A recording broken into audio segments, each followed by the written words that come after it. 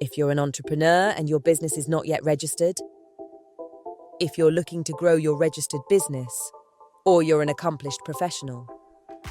Our Elevate program supports you with access to finance, access to markets, access to capacity building. Sign up now or refer a friend at ecobank.com/elevate. Elevate by EcoBank. A better way, a better Africa. A better way to pay your UTG fees with instant proof of payment and real-time student portal update. Paying your University of the Gambia fees has never been easier or more convenient. With EcoBank, students, parents and guardians can pay UTG tuition and related fees through our secure digital banking channels such as EcoBank mobile app, EcoBank Online and EcoBank Omni Lite. Once payment is completed, instant proof of payment is generated and the UTG student portal is updated in real time, allowing students to proceed immediately with registration, course selection, and clearance without unnecessary delays, while giving parents and guardians peace of mind that payments have been successfully processed. How to pay via the EcoBank mobile app. Open the EcoBank mobile app and navigate to the home screen. Select Pay Bill. Choose Pay a New Bill and select Schools from the category options. Select University of the Gambia. Select the specific product you are paying for. Enter your matriculation number and tap Continue. Validate your details. The system will display the payable amount. Press Continue to confirm the payment. An e-receipt is generated automatically as proof of payment with real-time updates on the student portal. How to pay via EcoBank Online or Omni Lite. Log in to EcoBank Online and Omni Lite using your credentials. Select the menu and choose Bill Payments. Choose Quick Bill Pay and select School from the category options. Select University of the Gambia. Select the specific product you are paying for. Enter your matriculation number and tap Continue. Validate your details. The system will display the payable amount. Press Continue to confirm the payment. An e-receipt is generated automatically as proof of payment with real-time updates on the student portal. Walk into any EcoBank branch or pay through our digital channels and enjoy instant proof of payment with real-time updates on the student portal. EcoBank, the Pan-African Bank.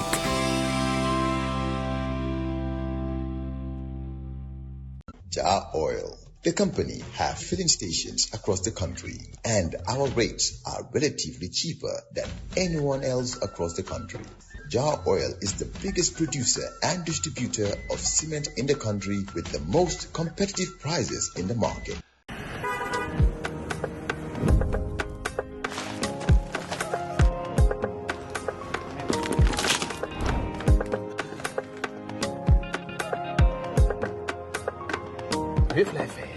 Santa Yala.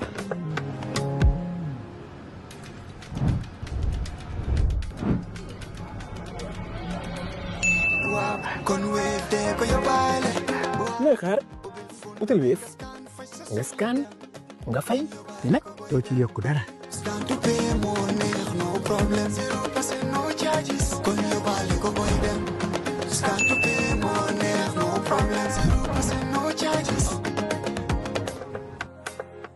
It's Monday, the 6th of July, 2026, and live on West Coast Radio, it's coffee time with Peter Gomez. Our time, 10 minutes past 9 o'clock in the morning.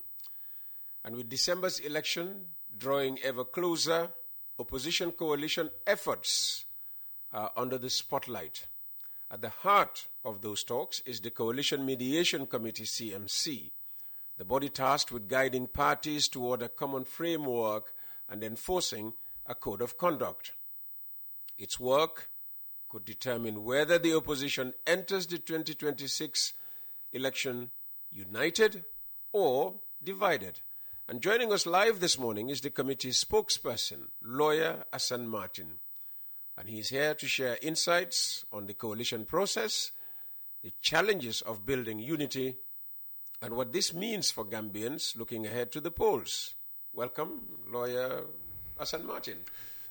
Thank you so much, Peter. Good morning, my brother. Good morning to the team here in the West Coast Radio. At the same time, good morning to the in the platform, the Coffee Time. This morning, Peter, it's very interesting.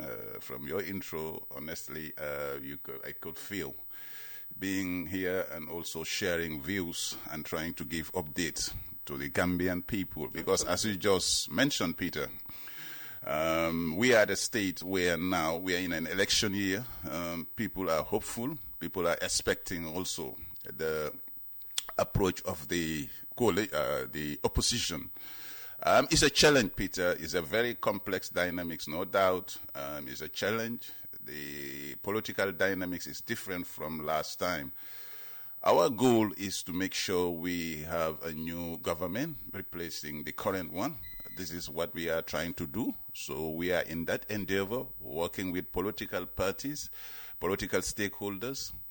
Peter, I can tell you that it's a complex one. It's because divergent views. I am sure you'll go into it. I am sure we'll get into the nitty-gritty of it all. And already some Gambians are worried this coalition is repeating the old mistakes, the mistakes of coalition 2016. But before God forbid. But before we get into the real questioning, how about starting with an update on the progress of the talks? Yes, thank you, Peter. It's very important for the public to know. I mean, I think if this morning we have shared our press release, I think probably, West Coast might get it. The press release is out there for this morning. It will be in the papers probably tomorrow morning. I mean, we keep on updating the public as to how the talks are going. We are now strategically in our 11th session. So it tells you that we have been doing a lot of work. Peter, like we just say, the dynamics this time around, there are a lot of entities which we take note of, which is that you have 20 plus entities, political entities that we are dealing. So it's a difficult thing. As I earlier mentioned, managing divergent views, managing different ideas, ideologies, different manifestos, trying to form a coalition, Peter, is one of the most difficult things in Gambia than even forming a coalition in Italy, Germany, or in England. Why is it so difficult, Peter, because the different positions, as I say, different party ideas, the new dynamics, the emergency of new stakeholders, it's not about, like I say, I remember the previous in your program now, which is Kemo, who mentioned that this is likely to fail. God forbid. But as I say, Peter, the question now is... The Kemo here, by the way, is Kemo Conte. Yeah, Kemo Conte, not Kemo Fati of Gala. And there's another Kemo coming tomorrow. That's Kemo Bojang of Unite Movement. He's the guest tomorrow. Yeah, he's a good brother. If you just say Kemo, people might, It was Kemo brother. Conte who was predicting failure of the coalition talks. Thank you, Peter. Bojang, I know from the UMC, and always we congratulate them. Is the UMC part of your yes, coalition? Yes, so they are talks? part of the coalition. Okay. Now it's called the Unite Party. Yeah. They've been registered, and they are now in the process. They are stakeholders. They are registered, and we say congratulations. But I think it will be interesting, as I say, Peter, knowing the platform here, first of all, which is that you have a lot of people, expertise who have passed here, but in the political arena, you have divergent views, divergent ideas, and divergent, people, there are things out. Yeah. So for us, like you mentioned, under the CMC, is how to manage these divergent views, ideas, ideologies. And how well or otherwise are you doing? How well are you doing managing all these divergent Well, yes, views? that's what I'm saying. Part of the update is that we're working frameworks to put their ideas together under a coalition. We're also trying to consolidate their positions, together. Peter, it's a daunting task. It's not easy. That's why it takes us, months now. Almost we are in our second month, you know what I mean. But we hope that by end of this month, July, probably, I know that most people will discuss, not the elephant in or out of the room, but we will discuss that. But at the end of the day, we are doing, and then consolidating the documents. You have the lot of documents, the term of reference, the code of conduct, the eligibility criteria, the coalition council. We want to institutionalize a project. Peter, this is the difference. That's why I say Kemo, is it Cisse? Kemo Conte, my brother, I know most people would say that, looking at the dynamics, there is likely going to be an X. But I can tell you that for us, we are building a coalition project that we are not going to sit by and watch any party or movement to think. This is a project for the Gambians. Okay. This is why some of us are there. Okay. We are not building for a party or a movement. We are building for the Gambians. So it's nobody's going to take ownership. It's the Gambian people. Be rest assured, as I say, Peter, we can go into details, all the challenges. Some of us, a few people like me, we have no fear, no nothing. The public mistrust everything we're going to manage. From what he says, Kemo, the experience of 2016, I think we will. Let me just take you there on public, trust. How do you convince the public that this effort is credible and different from past efforts? Very different. Hardly, you had that coalition, to show you how organized we are and how we are managing this process. It takes us, sometimes we want to make sure we consolidate, bring all views, hear everybody. People are in a hurry. Yeah, when do you want to bring a candidate? We want to see the candidate. It's not about that. We exercise a lot of patience, Peter. You and I know, as I say, many people are here. If you hear the political divergence in Gambia, the different views, you say, well, there is no hope. This is why some of us come in. We're trying to put them together. Now, back to the public trust. Is the type of work that we are doing.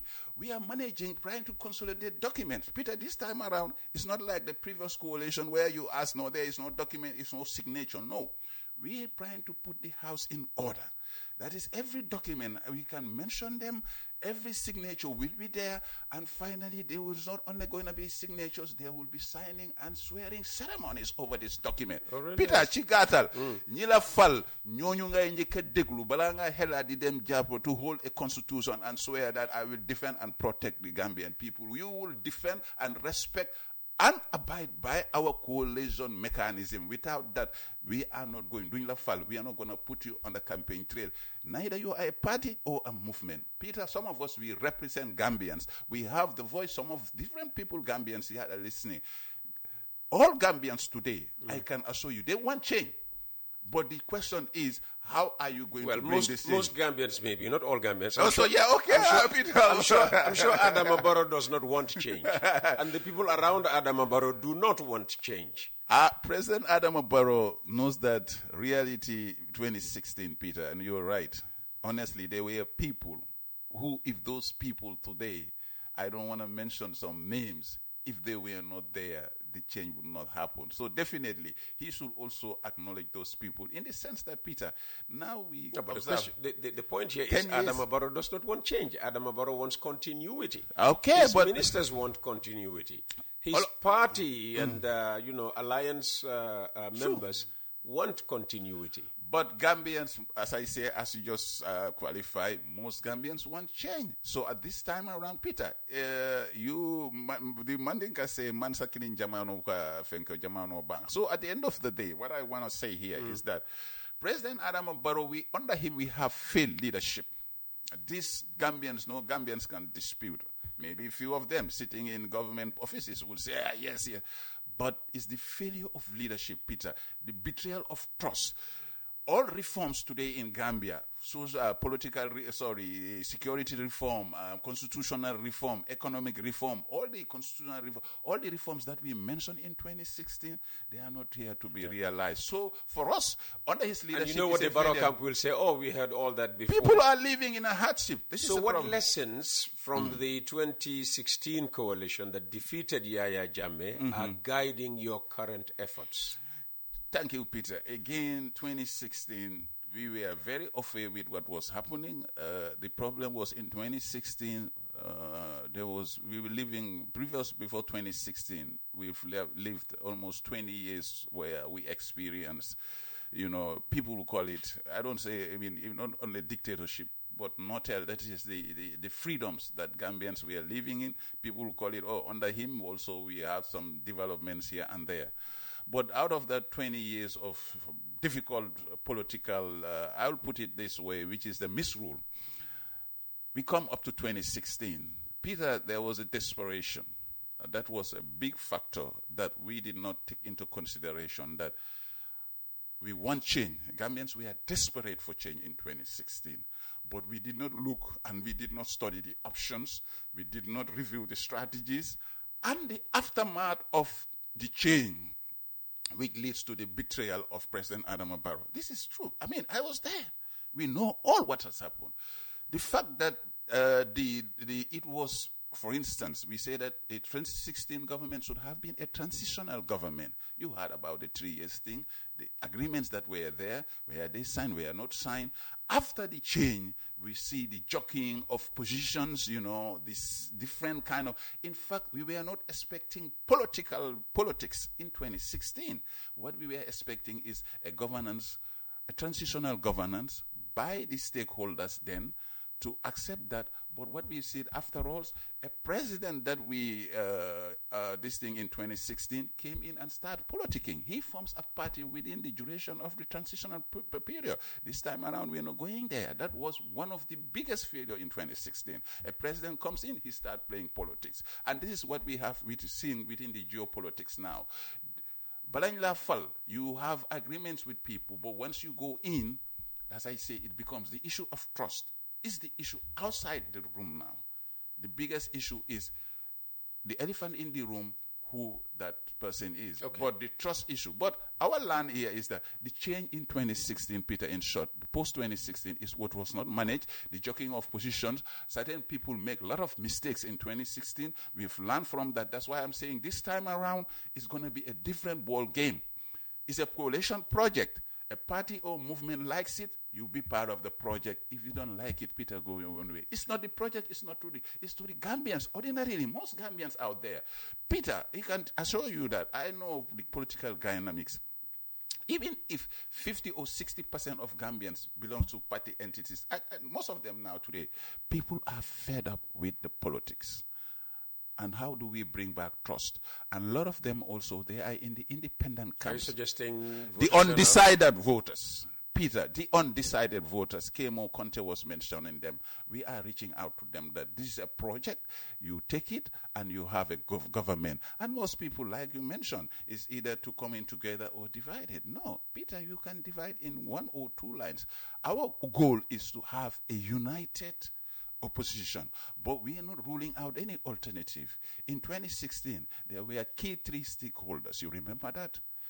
The 3 key stakeholders, one has 40%, the other one has 43%, the other one has, I think, 12 or 11%. Yeah, but there's no chance of having only 3 key stakeholders this time some around. Some of them can carry their 0 or 1%, Peter. We don't want, we don't this thing. You know the political calculus.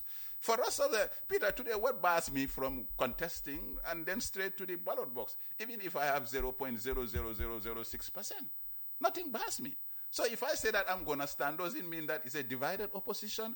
If I'm going to stand as a movement, I say that, but because it split the opposition vote. It can't. No, but Peter, me having maybe 2,000 or 4,000 votes out of a vote of million voters? Let's be realistic. In 2021, you've seen the experience. It could come down to that. It could come down to that. Yeah, but Peter, it could come down to a few hundred votes. Okay, but I know that. But you, as a political strategist, would tell you how the Gambian voter mindset is out of 1 million votes now. Okay, even if you take the last data in 2021, you could see that there was a difference of margin. It could come back down to that in any voting system. You know, whether the wording votes or parliamentary votes, it can come where people can challenge 1 vote or 2 votes. But let's take the reality. I mean, the issue here is that most of the time, the margin of 5,000, 20,000, 30,000, or 100,000 can be the difference. What we are predicting this time around, what we are envisaging, probably it will take 100,000 or 70,000 difference. It could happen. Okay, because we are thinking of defeating the incumbent, whereby our project, that is, it's going to be between us. How many parties have bought into the project so far? It's 20 plus. 20 plus. Yeah, it might be 21 to 22. Okay. Mostly, we know that within the Gambian Free, there are about 27 or so. But these are key parties, the key stakeholders. If they come together, as we hope, and which we are on course. All of them recognized by the IEC? No. Let me say this. You have movements also in. Parties, definitely.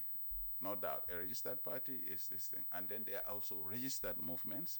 And there are also, these are things that, as I say, that makes it a complex. Okay. They are unregistered movements. When you spoke about Coalition 2016, you referenced the controversial 3 years, whether Barrow was only to serve 3 years, and during that period organize elections in which, he couldn't participate and move the country on. We saw that that did not happen. You are known to favor a 5-year transition to reform institutions. Now, yes, our position is clear on that, yeah. Can you outline the key reforms you believe must happen during that period? So, your coalition has won the election in 2026. It has 5 years program to institutionalize all these reforms. What are the key reforms you believe must happen and can happen within this 5-year period? First, the governance, institutional governance reform. That is we have a reform agenda, the review and reform agenda. First is the governance system that fails the people, especially the executive reform. Hardly we had that. It is part of the constitutional. What will you reform about the executive? What changes will you bring to the executive? The powers that they have, because under our constitution, I'm coming. Under our constitution, mostly, the executive, you and I know. I mean, he can appoint and remove, and we know that. It's stated there.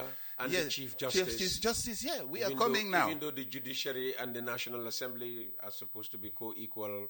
I'm coming now, Peter. We are now dwelling into something that we're going to do to change. We're going to make this. I'm just afraid that we don't have all day. At 10 o'clock, whether we like it or I know you're going. Yeah, okay. No, I know. I respect the interjection. So but again, let me narrow it down. Just summarize it so that we make powers of the president.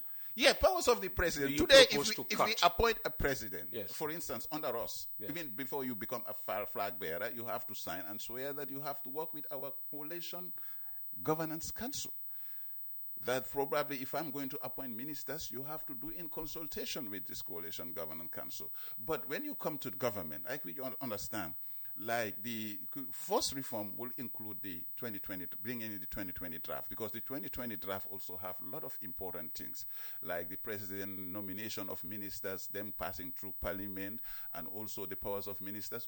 Also, even under us, we are thinking of the economic reforms also in terms of, running a good economy, cutting cost. You don't have this first lady budget, 1.3 billion budget for state house. People will say you're targeting Barrow. No. We are saying bringing reforms, are targeting a system. which not just Barrow, reforms which if you succeed in kicking Barrow out, if Peter Gomez comes in, he cannot, work outside this new structure. That's what I'm saying. It is not every president who comes in who may want their wife to own an office like Barrow does. Yeah. So some things maybe special to person. Yeah, that's what I'm saying. I repeat now, institutional reforms. Jawara was here. Yes. There was no office of the First Lady. Yeah. Jammeh was here. There was no office of the First Lady. Barrow comes in, he brings an office of the First Lady. It doesn't mean that the next president who will come in will want to follow what Barrow has done. Peter, if you hear me out then, let me say it clearly. What reforms will you bring? Economic reforms, again, constitutional reforms through the... You started by saying the executive. What will you change about the powers of the executive that we are going to... That's what I'm saying. Executive appoints without consulting the parliament. This is one aspect that we want to make sure. Two, let me come. So the executive will still be able to appoint the speaker, for instance, just by going and consulting the parliament? No, we know that. That's what I'm saying. We are reforming. What will you do about that particular power? Which one? To appoint the speaker. The executive and the Chief Justice. That's what I'm saying. Everything will be reviewed according to the 2020 draft. Yes, there are some portfolios, some government positions that you can appoint, but it happens. Appointment happens in consultations with sometimes the public service commissions and so on. These are the mechanisms. We're going to bring mechanisms. If we say reform, Peter, come on. Even civil service reforms, in fact, it's not effective under government. You have the security sector reforms. It's not effective with this government. Let's be honest. We are coming with a program. What don't you like about the security sector reform? We all talk about the security sector reform. What don't you like? What specifically about the way the reforms are going or the reform is going that you don't like? In fact, you have to reorientate our army. The army cannot be politicized. The army cannot The army is politicized at this point in time? Come on, Peter. Not at this time in time, it's not politicized, but the army is at its weakest. Peter, I also have a security experience. I was a security person under the first regime. Weak in terms of what? Huh? Equipment? This thing. Peter, I was living in a military barracks. My dad was a police officer. I know what was yesterday. You and I today. Look at the law and order. Police cannot even afford Wellington boots or raincoats and so on. Look at the army. Yeah, but they're claiming that they have cut crime. They're claiming that they have cut crime. Cut crime. How many? Crime has gone down. Peter, in the last 1 week to 2 weeks, there were almost about 3 to 4, if not 5, if I put it, unnecessary deaths that happen, especially the youths now. So would you like to see Jamante Parker, and we lost a young man called, So how would you tackle violent crime? With the death penalty? Because there's a lot of talk about, reinstating the death penalty. Well, the death penalty, we used to have the moratorium, which is that we keep it for 10 years, bring it. So if we reach to that end, for me, I can 100% tell you that I can deal with crime. I myself, from a legal experience, as a former magistrate. Peter, the root cause of crime. You can deal with crime. We prefer the police to deal with crime. No, what I mean is the policy over crime. Sorry, if I say crime, Peter, I'm not saying me alone. Peter, what the police are now living with, I am a living experience. I know, I can tell you virtually all the police stations in this country. I can tell you what the mile 2 reforms needed. I have that security experience. It's my track record as a human rights. You can Google that. What we have done, some of us has done on the Gambia. As I say, but Gambia for us, for some of us, they know me. The pro bono services that as I say, I don't want to come here talking about myself, but I can tell you that I'm a living experience today that we can assure you that the police, their welfare, the living in the barracks, police are paying rents in their barracks. Police are, paying rent in their barracks? I tell you. The uniform, the army, police, Peter, I lived it. Okay. I'm somebody who always... So your security reforms... Can you imagine a barracks without 7 days without water? So you can imagine well, this? there are homes that have run, military barracks in other countries, it would have been a different stories, my brother. You and I know. I have lived it, Peter. The thing is that I've served it. Both legal and security experience. Nobody can tell me today, the police, some of your brothers and so on, even high-level police workers, I've seen the days when they were training, the first time of the colonial times when we used to have the PTS. And today is sad when I see these young police officers who sometimes even venture into crimes. You've described the idea of your effort, Coalition 2026, as a rescue mission, even calling for a national unity government. Yes. What would that look like in practice, and how would it differ from the current administration? Yeah, because here we have expertise who are now with competence, we are not going to play politics. This is my most important aim. A government is not coming to play politics. This government is coming to serve with a mission. So everybody in the borough administration is there playing politics? If you say everybody, 99.9% they're all playing politics. That's for borough. Everybody, yes. Yeah, Peter, it's a reality. Borough is using the state house for a political reason. And we are not going to accept that. Probably, I've seen a suggestion from one of the... When you say you're not going to accept that, what do you mean? 100%. Any party who goes into that state house under our listing, after Borough, you're not going to accept that. You are not going to take pie for the politics. We are not going to accept that. If you do that, some of us are more radical in our activism. Peter, this is no joke.